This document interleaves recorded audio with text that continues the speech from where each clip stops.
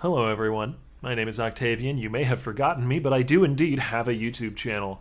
I'm here on my Twitch channel, which I also have, reading the Siege of the Atlas Game Balance Manifesto notes, which have plenty to say about hit-based self-cast spells and hit-based bow builds and lots of other little things. I've noted down over on my other monitor where you can't peek because you're gonna have to listen to me if you want to hear my thoughts. God damn it! I've noted down my thoughts over here, so let's get started. As far as the hand casting stuff is concerned, I think it's a win almost entirely across the board. Obviously, they did have to nerf some of the triggered and other proliferating effects like totems and mines and traps in order to compensate for the fact that they are buffing spells pretty much entirely across the board as a baseline. And that's where I've got some small issues. I think Cluster Trap was maybe hit a little too hard, but I think the buffs to the spells in general are really, really big, and a few that stand out to me. Fireball's numbers are just insane now. Let's go find it so I can show you how big they are, in case you haven't noticed. 2460 at the top end. That's like a Vol skill hit level of high. That's kind of insane with 370% effectiveness too. So Fireball's going to hit like a truck per individual cast. This is a buff, by the way, to whatever that one Inquisitor node that gives you a buttload of cast speed is. Battle Mage? No, the one beyond Battle Mage. I can never remember what it's called because people don't actually use it nowadays, but I imagine more people will be experimenting with it next league for all the folks trying to self-cast. Fanaticism. Thank you, chat. Thank you, Twitch chat, who is over there in the other monitor and you don't get to see them.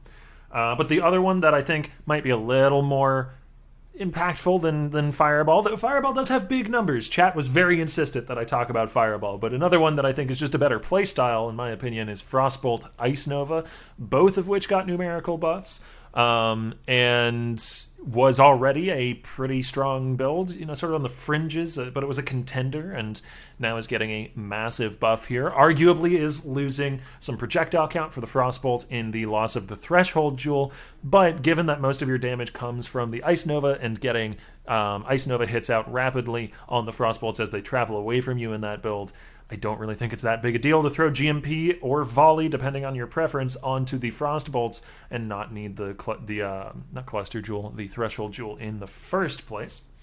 The other thing I'm very excited for out of the handcast or self-cast section, whatever your preference is lightning skills, because Orb of Storms got a really massive buff, and that's just great for the lightning skill archetype as a whole. A lot of the best league starters out there, so things like minion builds or trap builds to a lesser degree with cooldown traps or cold dot builds, are really good because they can operate on a 5-link and a 4-link, or 2 4-links or 3 4-links, something like that. So like Vortex, Cold Snap, and I was about to say Arctic Breath, but it's called Creeping Frost now.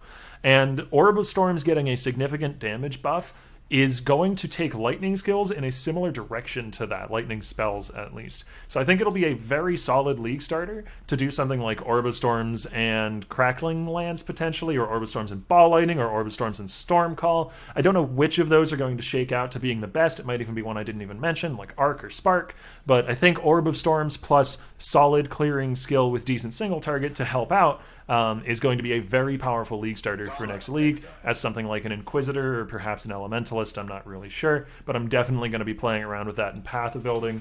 Probably going for a build that uses like a 5 or 6 link and a chess piece or a staff, and then a helmet with the Essence mod that gives more elemental damage to socketed gems, and you put the Orb of Storms in there.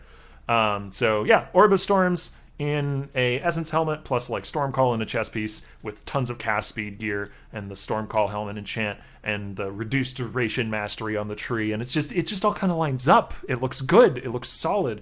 Just need to find the ascendancy and archetype that fits into best.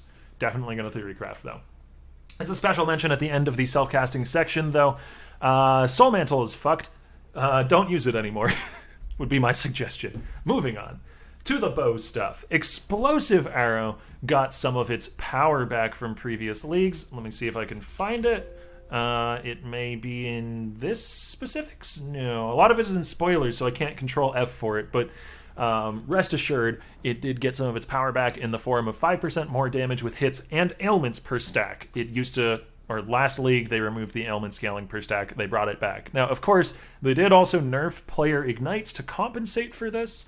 Well, not specifically this, but bringing back the ailment scaling on EA was to compensate for the nerf to player ignites. So it's probably about as strong with ignites. It's probably stronger because of the buffs to bows, and the buffs to flat fire on bows, and the existence of things like solarine bows, and the buffs to attack speed to stack it up faster. So EA Ignite does look solid, but it's not as huge a buff as it initially seems because they did nerf ignites across the board for players. However, the ailments multiplier is generic, and that means it can apply to bleed as well. So in theory, you could get a high fizz bow and a high fizz quiver, get a lot of added flat fizz, stack up a huge amount of EA stacks using like ballistas or something, and get a big nasty bleed on an enemy too, which could be cool. And then of course hit-based looks pretty damn solid, but that was already okay last league. As we saw, even in the Gauntlet, people were playing a hit-based variant of EA ballistas.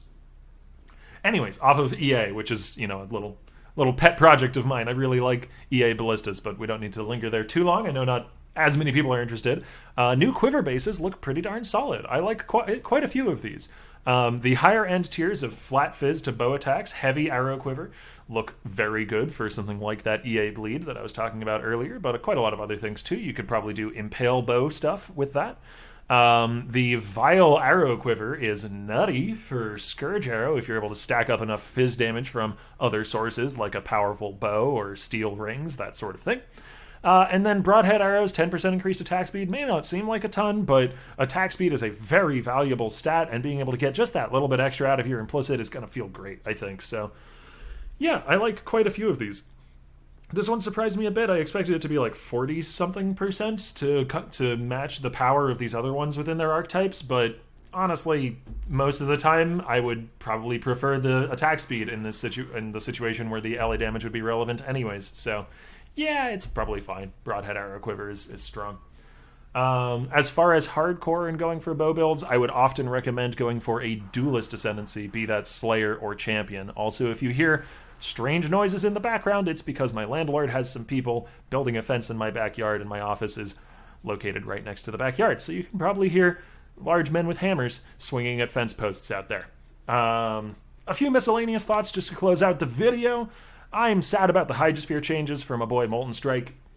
I understand why they did the Hydrosphere changes. Their rationale, which was Hydrosphere was making it so that we had to balance every skill that could interact with it around Hydrosphere, and that was really, really, constricting. That makes a lot of sense as design rationale. I understand why they did it, but Molten Strike is crying in a corner, man.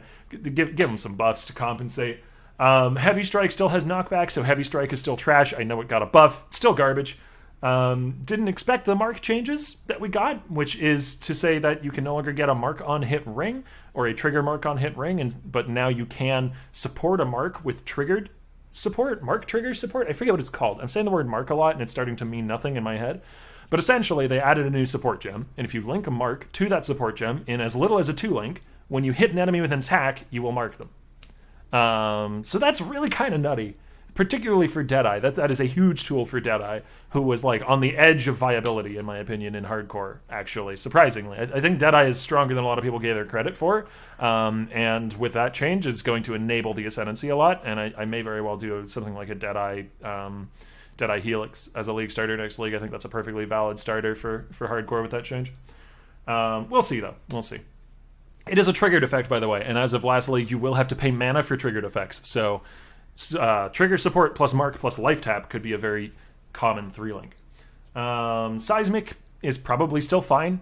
We don't know the extent of the AoE changes. What they're doing with Seismic Trap is they're making a similar nerf to what they did with Toxic Rain a number of leagues back, where Toxic Rain used to have an AoE in which it would land, and if you scaled any AoE for the skill, it wouldn't enlarge the area in which the pods would land, it would just make the pods bigger. So you'd get a lot of overlap out of scaling AoE. And that's essentially how Seismic Trap currently works. So scaling AoE would get you a lot of overlap. They're going to change it in the same way they did Toxic Rain, where they're going to make it so scaling AoE also spreads the seismic waves out a little bit. And depending on how much it spreads them, it'll be a nerf of some sort. Until we know how much it spreads them, we don't know how much of a nerf it'll be. But if it's anything like the Earth Shatter nerf, which again, very similar, or the Toxic Rain nerf, probably will be fine. Because those skills are both still fine. Speaking of, Toxic Rain did get another nerf this league. I don't think it'll be as good a starter, but I think it'll still be viable. which is probably fine. They want to make hit-based bow skills more of the hit thing of the league, so having to push Toxic Rain back a little bit to keep it out of the limelight makes sense. And the last little tiny thing that I liked, Perfidy got a buff. Perfidy is cool. I played a build with it a few leagues ago and really liked it. You should give it a shot. It's cool. That's it. That's a great note to end on, Ox. Really leave them wanting more. Thanks for watching, everybody. I hope you liked the video. And be sure to check out the stream where we record these things live and I play video games. Bye-bye. Forever.